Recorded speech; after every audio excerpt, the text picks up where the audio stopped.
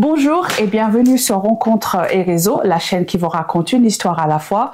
Donc aujourd'hui, je suis avec Marine qui est designer d'espace. Donc elle va nous expliquer un petit peu son métier. Elle fait pas que ça, mais elle va nous en parler un petit peu plus. Mais avant de commencer, je vous invite bien sûr à vous abonner et à partager autour de vous. Bonjour Marine. Bonjour Consolata. Merci beaucoup. Merci à toi, je suis très contente de faire cette vidéo et de pouvoir présenter ce que je fais. C'est chouette. C'est important parce qu'on n'a pas forcément tout le temps de bien expliquer en détail ce qu'on fait. Donc pour commencer, est-ce que vous pouvez vous présenter et parler un petit peu de votre parcours? Oui.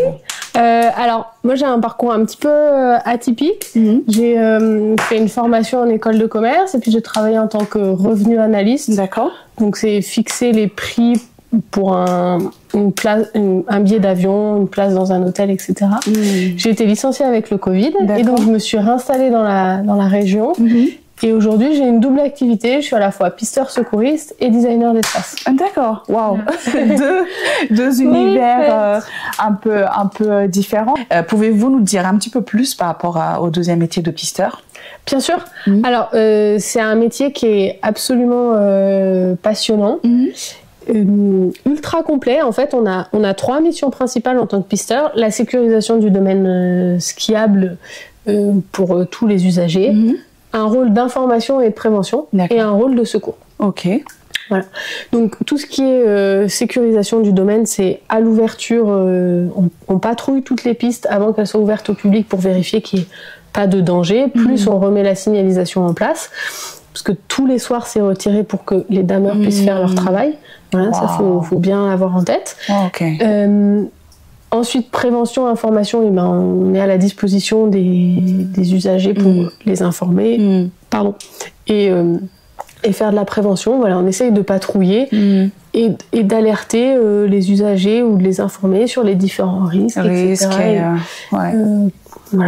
Et qu'ils soient attentifs. En fait, la montagne, ça se passe bien, et en particulier sur les pistes, si tout le monde est un petit peu attentif et maîtrise sa vitesse, sa trajectoire, etc.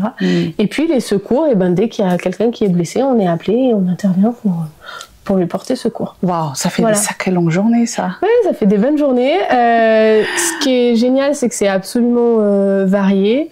J'ai la chance en plus d'évoluer dans une équipe qui est fabuleuse, voilà. Donc voilà, je reprends là très bientôt aux pistes et je suis absolument ravie. Wow, très bien. Dans quel secteur, je travaille sur Saint-Gervais. Ah bien, d'accord. Voilà.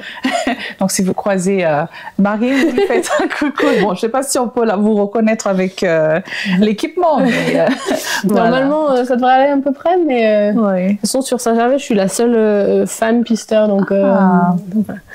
C'est un métier qui se féminise tout doucement, mais sûrement. Tout à fait. Merci pour sécuriser tout ça, on a besoin de vous. Merci. J'espère venir découvrir justement aussi ce côté-là, parce qu'il y a beaucoup de gens, ils ne savent pas exactement ce que font le travail en amont. On arrive, on skie. Tout à fait. Il y a, par exemple, on pourra détailler une autre fois, mais il y a tout un travail de préparation, et j'ai des collègues qui ont attaqué sur les pistes au mois d'octobre pour préparer, en fait. Ok, donc ça sera très intéressant à découvrir. Tout à fait, avec plaisir. Donc, est-ce que vous avez commencé cette reconversion avec designer d'intérieur ou plutôt avec... Alors, j'ai d'abord commencé la reconversion par pisteur. D'accord. Je vais attaquer là ma 3e saison. Et j'ai terminé ma formation en designer d'espace cet été, et je viens de créer mon agence. D'accord, wow, félicitations. Merci. Ça fait plaisir, les femmes qui entreprennent. Donc... non, c'est chouette, c'est un gros challenge, mais je suis super contente. D'accord. Et donc, comment s'appelle justement cette agence, et pourquoi ce champ de nom que je trouve très sympa d'ailleurs? Alors, ça s'appelle Mont Oika, et en fait, Oika signifie demeure, doux foyer en grec ancien. Voilà. Et le mont, en fait, c'est M-O-N-T, pour jouer entre mon, ma possession, ma maison, et mon, les montagnes. Voilà. Donc on est dans un environnement montagnard.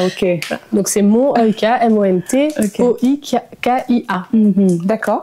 Et donc ce choix-là, justement, pour dire le confort, en fait, que vous voulez offrir. Exactement. C'est-à-dire que on vit dans un milieu qui est absolument magnifique, qui change avec les saisons, je trouve ça splendide, et qui est aussi parfois hostile. Et donc je pense que c'est super intéressant et super confortable d'être dans son intérieur et de s'y sentir bien. Donc, c'est très important. Ma proposition, elle est là en fait. D'accord, c'est très important. Et donc on est ici dans une région où il y a énormément de projets. Donc je pense que c'est important d'offrir justement un univers sympa et confortable chez soi.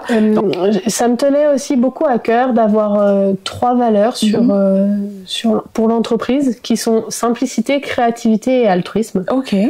Donc ma proposition est vraiment de proposer des prestations et un aménagement qui soit fonctionnel, esthétique et unique, qui réponde vraiment aux besoins du client et à ses attentes. D'accord. Voilà, de faire tout ça en simplicité, avec beaucoup de créativité pour aménager, agencer ces espaces. Et l'altruisme, c'est parce que c'est pas à moi que doit plaire cet aménagement et cet intérieur, mais c'est à mes clients. Donc c'est vraiment tourné vers eux et vers leurs besoins. Donc si je comprends, vous travaillez avec des particuliers, mais aussi... Alors je travaille principalement avec des particuliers sur des projets de rénovation ou d'aménagement suite à un achat. D'accord.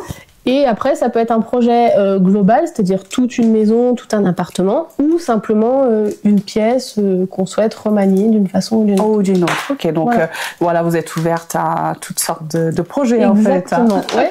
Donc je vous disais, je travaille aussi avec les agences immobilières.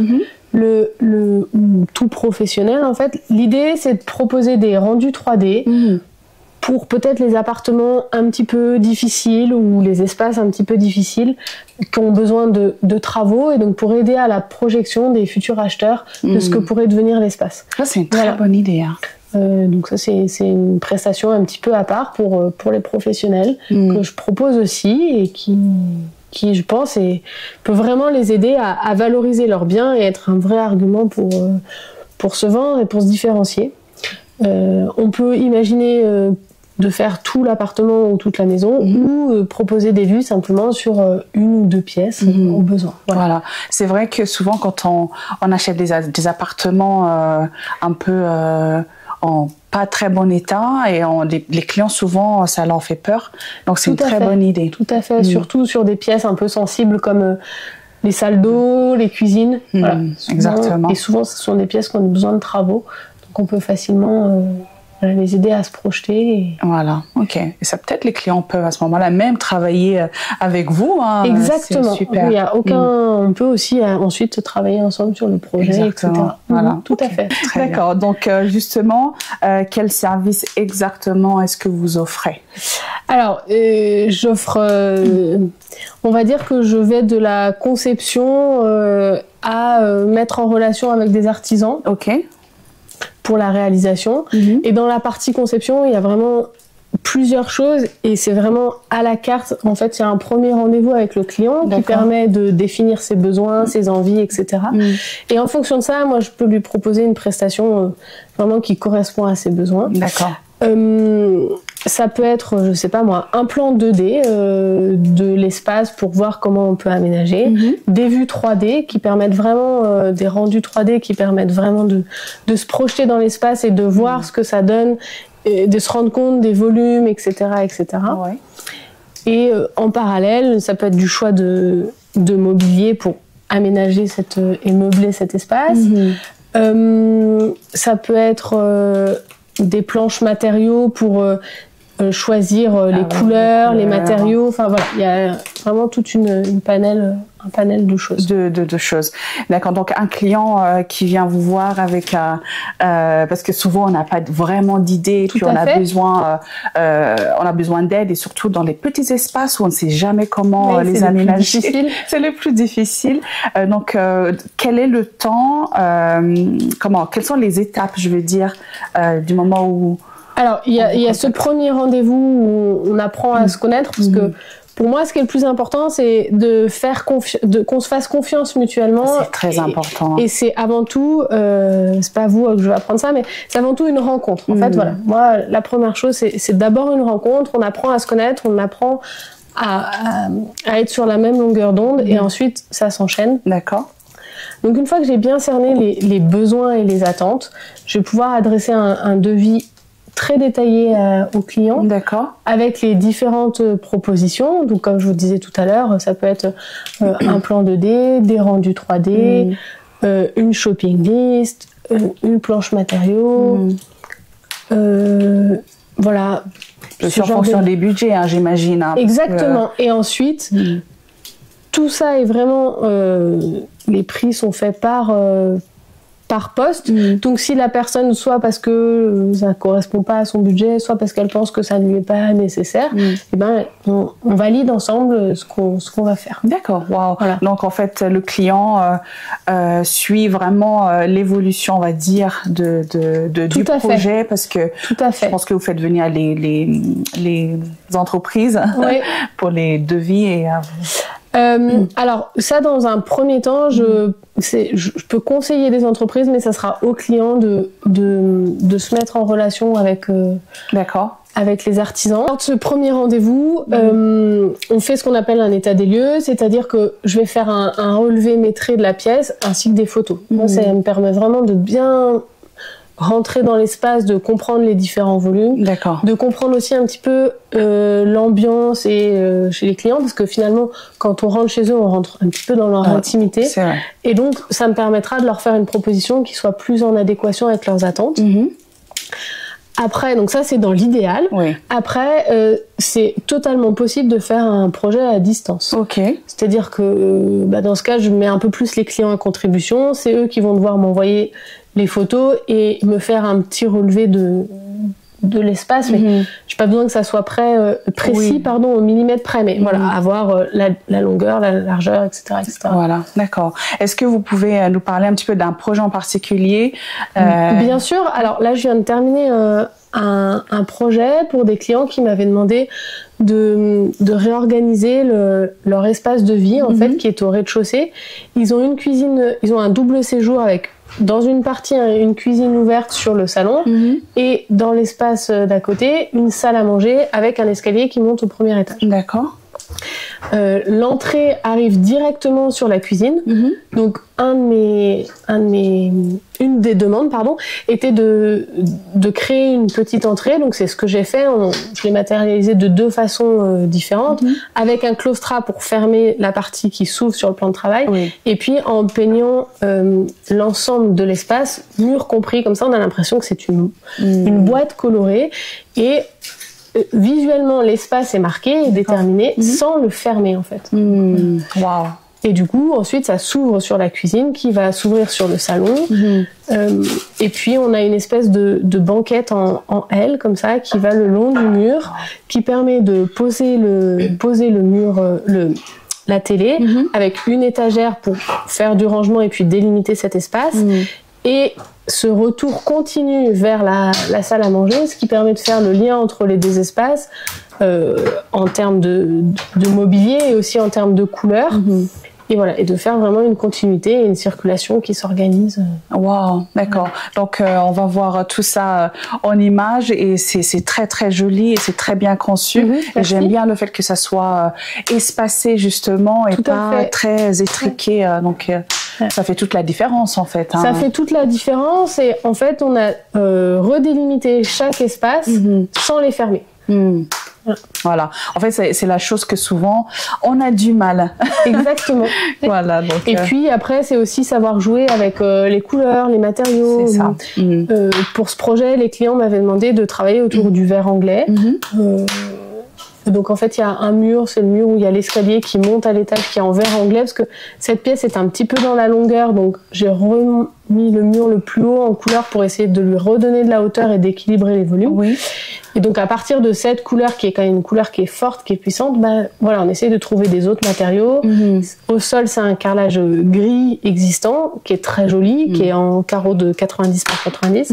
Cependant, le carrelage gris comme ça peut être un peu froid, surtout ramené avec du verre, donc il faut trouver des autres matériaux, en l'occurrence ici le bois, habiller les fenêtres avec des rideaux, ici on les a choisis en lin, voilà, c'est des petites touches comme ça, et c'est l'ensemble qui va créer quelque chose d'harmonieux. Et c'est très bien. Donc Voilà, Consolata, je vais te présenter là ce projet sur lequel je suis en train de travailler, dont je parlais tout à l'heure, qui est en fait un premier étage avec une salle de bain et trois chambres ici, une salle de bain là et un grand palier. Et donc les clients veulent retravailler cette salle de bain avec un WC ici, et là il y a une autre salle de bain. Donc l'idée ça va être de créer une grande salle de bain ici, de garder une deuxième salle de bain ici avec la chambre d'amis et un WC indépendant, et d'utiliser ce grand espace pour à la fois faire un dressing et à la fois faire un bureau et un espace de musique. Donc en fait je travaille avec un calque que je mets sur mon plan, voilà. Et ici, on est en train de travailler avec les clients pour voir la proposition. Donc, comme j'expliquais, donc ici, on a retiré les WC pour gagner tout cet espace, avoir une grande salle de bain et en fait, avoir une suite parentale sur cet espace. Donc, on a la chambre ici, qui communique directement dans la salle de bain avec une baignoire, une douche à l'italienne et une double vasque. On peut soit retourner dans cet espace-là et avoir le WC indépendant, puis une deuxième petite salle de bain qui donne sur cette chambre qui sera la chambre d'amis. D'accord. Et puis là, on a aussi, en prenant dans cet espace du grand palier qui n'était pas... on ne pouvait pas faire une chambre puisque ça communique, ça donne accès aux deux autres chambres. Et donc j'ai utilisé cet espace pour là avoir un dressing qui correspond à cette chambre. Et puis ici, avoir un bureau et un espace musique souhaité par les clients. Voilà. Wow. Donc on passe vraiment de cette proposition à ça. Donc là je travaille sur calque parce qu'on est en train de discuter avec mes clients sur la validation ou non de vraiment l'agencement et l'aménagement de cet espace. D'accord. Et une fois que ça sera terminé, validé, je passerai en informatique, donc je ferai cette même proposition en informatique. Et puis ensuite en rendu 3D. Voilà. Wow, d'accord. Et quelle est la surface ici? C'est assez grand. J'ai pas la surface globale, mais la salle de bain, par exemple, on est sur presque 6 mètres carrés. Voilà. Wow. Voilà. Okay. Et puis voilà. Et puis les travaux pour ce projet devraient commencer courant cet hiver, soit fin janvier. Voilà, mi-janvier, début février, quelque chose comme ça. Ok, d'accord. Oh, ça c'est vraiment super parce que ça permet vraiment de voir le travail juste avant, en amont. Exactement, ouais, tout à fait. Wow. Ok. Là, je suis toujours en discussion avec mes clients pour savoir si on valide cette proposition. On est en train de réfléchir à l'ouverture de la salle de bain. Et en fait, ce qui est bien, c'est qu'on peut donc superposer avec le plan d'état des lieux, avoir aussi le plan tout seul pour se rendre compte de ce que donne l'espace. Et une fois que j'aurai validé cette proposition avec mes clients, je vais la passer en informatique, pour avoir un rendu vraiment propre et exploitable. Et donc sur un logiciel de rendu 2D, effectivement, c'est des choses que j'ai appris. C'est des logiciels qui sont assez puissants mais qui demandent une grosse maîtrise. Donc que j'ai appris à utiliser en formation, en effet. Ouais. Oh, d'accord. Donc oui, donc une formation est nécessaire justement pour comprendre les espaces, comment utiliser les couleurs. Indispensable. Indispensable. Il y a des gros logiciels à maîtriser en rendu 2D, 3D et photoréalisme. D'ailleurs, ça va arriver courant de l'hiver. Je fais pas encore de photoréalisme, mais voilà, courant de l'hiver, au printemps prochain, je proposerai des rendus photoréalistiques. Wow. Ça change encore la donne des rendus 3D. C'est encore un plus. On a vraiment l'impression d'être dans un espace comme si c'était des photos. Donc ça aide encore plus les clients à se projeter. Voilà, donc ça, c'est en cours. Et donc voilà, la maîtrise de ces logiciels et puis des notions techniques, réglementaires et puis aussi voilà l'aménagement des couleurs, comment on marie des couleurs ensemble, comment on optimise les espaces, histoire de l'art, histoire de l'architecture. Voilà, une formation très complète pour être prête. Pour être prête à livrer justement la prestation parfaite, on va dire. Tout à fait. Ok, très bien. Alors, donc vous rencontrez le client, ensuite vous travaillez sur le projet, vous lui présentez ce plan en 2D ou en 3D. Et à partir de là, vous travaillez, je pense, quand même en lien avec les artisans. Tout à fait. Je pense que les artisans s'inspirent aussi justement de ce plan-là. Bien sûr. Et après, s'ils ont besoin d'informations complémentaires, je me tiens à leur disposition, évidemment, pour que ça soit réalisé, que ça corresponde aux attentes des clients. Et une fois qu'on s'est mis d'accord après ce premier rendez-vous, en fait, je donne pas le rendu final. On fait des rendez-vous intermédiaires avec des propositions et le début d'un cheminement. Par exemple, là, je suis en train de travailler sur un autre projet où ces clients m'ont demandé, ils ont une salle de bain qui est un petit peu vieillotte, ils viennent d'acheter une maison. D'accord. Et ils veulent la refaire, mais en réfléchissant globalement à cet espace qui a actuellement un grand palier et 3 chambres.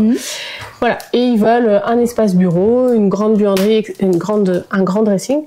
Donc là, pour le moment, on est à l'étape où je travaille simplement sur le plan en 2D. D'accord. Et je redessine les espaces et on va déjà se mettre d'accord sur... donc je fais une proposition, on en rediscute ensemble. On va déjà se mettre d'accord sur ça. Et une fois que ça est validé, je vais passer à la 3D. Voilà. Ok, wow, d'accord. Et donc maintenant, voilà, donc les plans sont posés, voilà, tout est signé, les travaux sont finis. Est-ce que du coup vous aidez aussi les clients dans le choix de l'achat de l'immobilier? Tout à fait. C'est une prestation que je propose aussi. Okay, bien. Ça s'appelle une shopping list. Et en fait, je fais une sélection de mobilier pour les clients. D'accord. En général, entre 2 et 3 modèles par article. Par exemple, sur le projet que je vous parlais précédemment, il y avait le choix d'un canapé. Et ensuite, je mets, en fonction des fournisseurs, je peux mettre les clients en relation avec les fournisseurs et pour qu'ils puissent passer commande. D'accord, c'est bien. C'est bien. Donc, il y a vraiment un suivi, on va dire, de A à Z, ce qui est important. Parce que c'est vrai que quand... moi, j'aime bien les plans 3D parce que ça me permet d'avoir une idée. J'ai pas d'imagination du tout. Donc, ça, on va dire, ça matérialise un petit peu l'idée. Ça matérialise, ça permet de se rendre compte et puis de se dire, ah bah, cette couleur, finalement, je suis pas sûre de vraiment l'aimer. Sachant qu'il faut quand même bien avoir en tête qu'il y a une différence entre ce qu'on voit en 3D, les couleurs, et le rendu réel. Le rendu, voilà. Voilà, c'est pas exactement la couleur, ça faut quand même être bien clair là-dessus. Mais en effet, au niveau des volumes, de l'organisation de l'espace, on se rend bien compte de ce que ça fait. Voilà, ok. Donc vous travaillez donc maintenant le shopping list est là, les clients ils ont acheté, ils ont modifié certaines choses, etc. Et donc est-ce que vous êtes là au moment de la remise de clés? Comment ça se passe justement la fin du projet? Alors, en fait, pour le moment, j'ai pas encore eu de projet avec des gros travaux et des gros travaux à suivre. D'accord. Donc ça va vraiment dépendre de comment on s'est mis d'accord avec le client initialement, mais pour la réception des travaux, etc. Mais voilà, ce sera à voir à chaque fois un peu. Exactement, en fonction d'ailleurs des personnes, parce que tout à fait. Voilà, parfois vous avez des clients qui viennent de loin, qui sont sur place, donc tout dépend des personnes. Si c'est un projet à distance, par exemple, voilà. Enfin voilà, c'est vraiment, il y a plusieurs cas de figure. D'accord. Donc du coup, quel secteur alors? Alors sur Saint-Gervais? Alors moi, je suis basée à Saint-Gervais. On va dire Pays du Mont-Blanc, donc je rayonne de façon assez large Pays du Mont-Blanc, Megève, Combloux, les Contamines, Salange, enfin voilà, Cluse, voilà, il n'y a pas aucun problème. Et puis après, des projets à distance aussi, c'est possible. D'accord, waouh, c'est vraiment bien. Et puis je te félicite parce que c'est pas évident d'entreprendre. Et d'où vient justement cette passion de... Alors je dirais que j'ai toujours dans un petit coin de ma tête, je me suis toujours dit que j'aimerais bien entreprendre un jour. Et j'ai toujours été très créative. J'aime bien créer beaucoup de choses. Je couds beaucoup. Voilà, je fais beaucoup de choses. Je rénove des meubles. J'aime bien customiser des choses. C'est très varié. Et voilà, la réflexion. Comme j'ai été licenciée, j'ai eu le temps de réfléchir à beaucoup de choses et à ce que j'avais vraiment envie pour moi maintenant. Et voilà, et la rencontre entre cette envie d'entreprendre, ce besoin de créer, de réfléchir, etc., font qu'aujourd'hui j'ai choisi ce métier et j'ai choisi d'être à mon compte pour plusieurs raisons. Parce que moi, je peux m'organiser un petit peu comme j'en ai envie, ce qui est une première importance. Et la deuxième est que je souhaite garder mon métier de pisteur, qui est un deuxième métier de passion absolument génial. Et donc, pour faire coïncider les deux, c'était beaucoup plus facile d'être à mon compte que de chercher un emploi salarié. Un emploi salarié. Donc c'est très bien parce que voilà, ça ouvre un petit peu les possibilités, on va dire. Donc revenons sur les meubles sur mesure. Oui. C'est fantastique ça en fait. Vous pouvez, en fonction de l'espace aussi, proposer. Exactement. Je peux, par exemple, sur le projet dont je vous ai parlé tout à l'heure, ce meuble en L qui va vers la salle à manger, c'est totalement un meuble sur mesure que j'ai dessiné. Ouais. Et ensuite, donc il y a la vue en 3D et évidemment, je peux faire un plan côté avec les détails pour qu'un artisan, un menuisier par exemple, celui-ci est en bois, ou un agenceur, puisse réaliser le meuble. Ça peut être un bureau sur mesure, j'en ai dessiné un il n'y a pas très longtemps, avec des rangements, etc. Et pareil, avec un plan côté qui permet de... Ah, c'est top ça. Voilà. Bah, on a souvent des espaces où on a... En fait, c'est ce genre de petits mobiliers qui font la différence. On est d'accord. Entre un espace qui est vraiment bien réfléchi et qui est... En fait, ma volonté et ma proposition, c'est de proposer des espaces qui soient fonctionnels et esthétiques. Et uniques, parce que un meuble sur mesure, on trouve tout le temps les mêmes meubles partout. Donc là, ça permet au fait de sortir un petit peu du lot. Exactement, tout à fait. Wow. Et donc moi, hier, j'ai sorti une vidéo avec les Hell Manufacture. Ils sont sur Sonzier et ils font des créations d'enfer. D'accord. Donc c'est mon rôle justement de vous les présenter vraiment. Moi quand j'étais les voir justement ils font aussi des meubles sur mesure avec de la résine, donc c'est très très joli. Et donc je vous mettrai en relation pour que vous alliez voir leur atelier. C'est incroyable. Voilà. Ok. Donc revenons maintenant un petit peu sur donc l'entrepreneuriat. Qu'est-ce que vous avez appris pendant ce voyage-là?